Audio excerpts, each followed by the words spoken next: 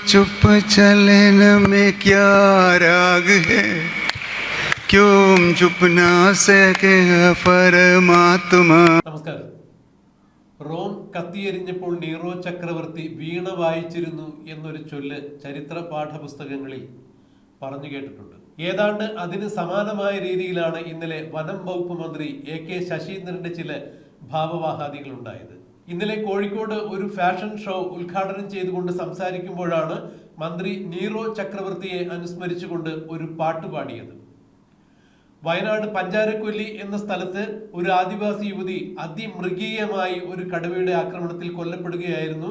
ആ യുവതിയുടെ മുഖം പോലും കടുവ കടിച്ചെടുക്കുന്ന അവസ്ഥയായിരുന്നു. ഈ സംഭവം കഴിഞ്ഞ് 3 ദിവസം കഴിഞ്ഞിട്ടാണ് വനംവകുപ്പ് മന്ത്രി AK ശശീന്ദ്രൻ വയനാട്ടിൽ ആ ആദിവാസി യുവതിയുടെ വീട്ടിലേക്ക് എത്തുന്നത്. എന്നാൽ നാട്ടുകാരും മറ്റു യൂത്ത് കോൺഗ്രസ് പ്രവർത്തകരുമെല്ലാം മന്ത്രിയെ കൂക്കി വിളിച്ചുകൊണ്ട് തന്നെയാണ് എതിരേറ്റത്. ഒരു കാരണവശാലും മന്ത്രിയെ വീടിനകത്തേക്ക് കടക്കുവാൻ ഞങ്ങൾ സമ്മതിക്കില്ല എന്ന് തന്നെയായിരുന്നു നാട്ടുകാരുടെ പ്രതികരണം.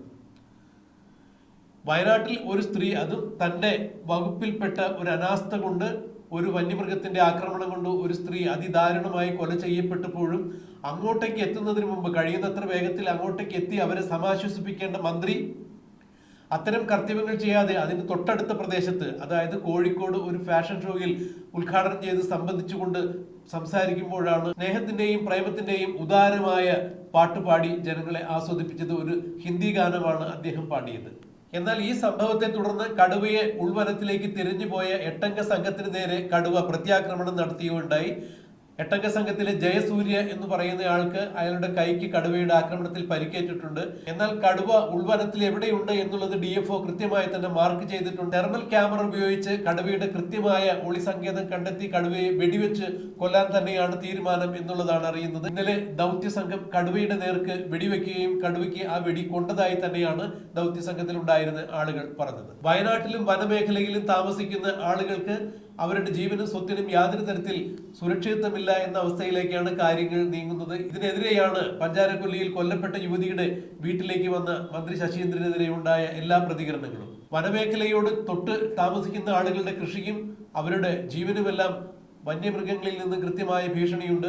ഇതിനെതിരെ കൃത്യമായി യാതൊരു തരത്തിൽ നടപടികളും വനംവകുപ്പ് കൈക്കൊള്ളുന്നില്ല എന്ന് തന്നെയാണ് പരാതി ഉയർന്നിട്ടുള്ളത്. പിണറായി വിജയൻ സർക്കാരിന്റെ ഏറ്റവും വലിയ പരാജയം ഇത് തന്നെയാണ് എന്നാണ് കഴിഞ്ഞ കുറച്ച് നാളുകൾക്ക് മുമ്പ് നിലമ്പൂരിൽ DFO ഓഫീസിലേക്ക് മാർച്ച് നടത്തിക്കൊണ്ട് നിലമ്പൂർ MLA ആയ PV അൻവറും കൂട്ടാളികളും തെളിയിച്ചത്. അന്ന് ആ വിഷയത്തിൽ പ്രതിഷേധമുയർത്തിയ അൻവറിന്റെ അനുയായികൾ അടഞ്ഞുകിടന്ന DFO ഓഫീസ് അടിച്ചു തകർത്തതിന്റെ പേരിൽ അൻവറിന് ഒരു ദിവസം ജയിലിൽ കഴിയേണ്ടതായി വന്നു എന്നുള്ളതൊന്നും നമുക്ക് ഇനിയും മറക്കാറായിട്ടില്ല. എന്നാൽ വനവാസികൾക്കെതിരെ, വനമേഖലയിൽ താമസിക്കുന്നവർക്കെതിരെ വന്യജീവി ആക്രമണം ഉണ്ടായിട്ടും സർക്കാർ കൈയും കെട്ടി നോക്കി നിൽക്കുന്നു എന്നുള്ള ആരോപണങ്ങൾ ഉയർന്നതിന്റെ തൊട്ട് അടുത്ത ആഴ്ചയാണ് വയനാട്ടിൽ ഇപ്പോൾ കടുവയുടെ ആക്രമണത്തിൽ ഒരു ആദിവാസി സ്ത്രീ കൊല്ലപ്പെട്ടത് എന്നുള്ളത് സർക്കാരിന്റെ മുഖത്തേറ്റ ഏറ്റവും വലിയ പ്രഹരം തന്നെയാണ്. സർക്കാർ ഇവിടെ നോക്കുകുത്തിയായി നിൽക്കുന്നു. വനം വകുപ്പ് എന്നൊരു വകുപ്പുണ്ടോ എന്ന് തന്നെയാണ് ഇപ്പോൾ ജനം സംശയത്തോടു കൂടി പറയുന്നത്. കടുവ ഒരു ആദിവാസി സ്ത്രീയെ കടിച്ചു തിന്നിട്ടും വനം വകുപ്പ് മന്ത്രി പാട്ടും പാടി നടക്കുന്നു എന്ന് തന്നെയാണ് ജനങ്ങൾ ഇപ്പോൾ ആക്ഷേപമായി ഉയർത്തുന്നത്. റോം കത്തിയെറിഞ്ഞപ്പോൾ നീറോ ചക്രവർത്തി വീണ വായിച്ചിരുന്നു എന്നതിനെ അനുസ്മരിപ്പിക്കുന്ന രീതിയിൽ തന്നെയാണ് ഇവിടെ ഒരു ആദിവാസി സ്ത്രീ കടുവയുടെ ആക്രമണത്തിൽ അതിദാരുണമായി കൊല്ലപ്പെട്ടു. ആ സ്ത്രീയുടെ മുഖം പോലും കടുവ കടിച്ചെടുത്തു എന്ന് പറയുമ്പോൾ ഇങ്ങനെയൊരു ദുരവസ്ഥ നാട്ടിൽ സംജാതമായിരിക്കുന്ന അവസ്ഥയിലാണ് മന്ത്രി മറ്റൊരു സ്ഥലത്ത് പാട്ടുപാടി ഒരു ഉദ്ഘാടനം നടത്തിയത് എന്ന് പറയുമ്പോൾ തീർച്ചയായും മന്ത്രിക്കെതിരെ ജനരോഷം ഉയർന്നിരിക്കുന്നു.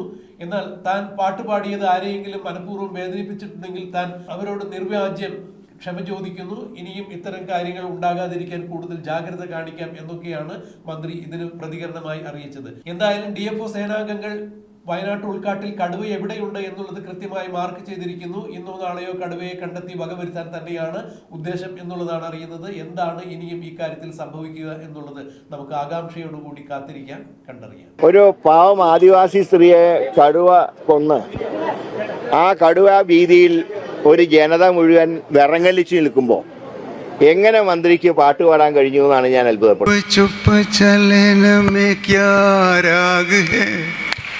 क्यों चुप ना सके परमात्मा.